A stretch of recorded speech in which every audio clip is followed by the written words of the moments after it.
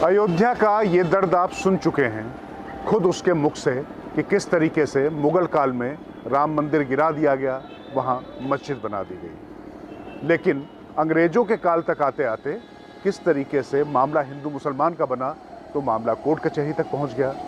लेकिन अयोध्या को सबसे बड़ा झटका तो तब लगा जब आज़ादी के बाद भी उसके आराध्य को उनका घर नहीं मिल पाया। तो उसके बाद की कहानी सुनिए अयोध्या की जुबानी।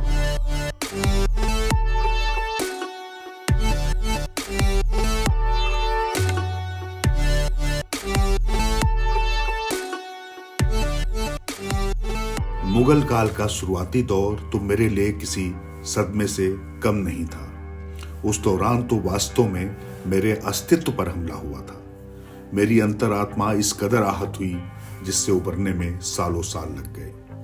मुगल काल के दौरान जब पूरे भारत पर अंग्रेजों का कब्जा था, उस समय मुझको लेकर जो विवाद शुरू हुआ तो फिर चलता ही चला गया। बाबरी मस्जिद बनने के 330 साल बाद अंग्रेजों ने 1858-59 में मेरे आराध्य की भूमि को विवादित बताकर वहां बाड़ लगाई और इसे 2 टुकड़ों में बांटकर ढांचे के अंदर मुसलमानों को इबादत करने और हिंदुओं को बाहर चबूतरे पर पूजा करने की इजाजत दी थी।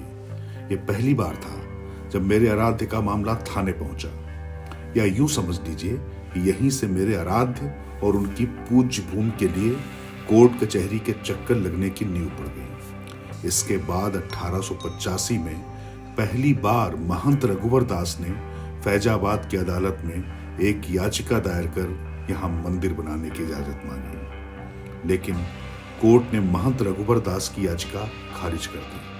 1947 में भारतवर्ष को अंग्रेजों से आजादी भी मिल गई और धर्म के नाम पर देश का बंटवारा भी हो गया।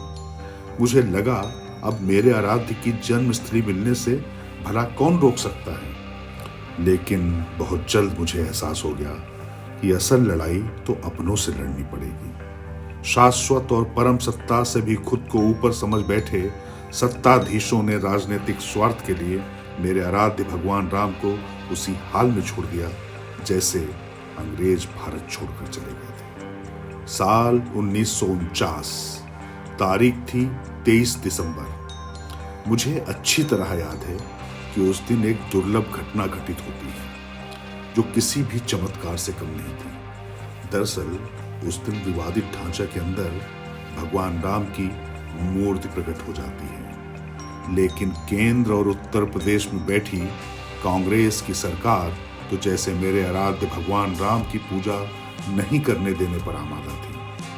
जरा सोचिए, जिसने पूरी दुनिया को बनाया बसाया, कांग्रेस उसकी ही दुनिया को उजाड़ने पर तुली थी। लेकिन शुक्र मनाइए, केंद्र वाया उत्तर प्रदेश सरकार की ओर से रामलला की मूर्ति हटाने के फरमान को तत्कालीन जिला मजिस्ट्रेट नायर ने जिस तरह से खारिज किया, उसने मुझे और मेरे आराध्य भगवान राम को जैसे संजीवनी दे दी थी।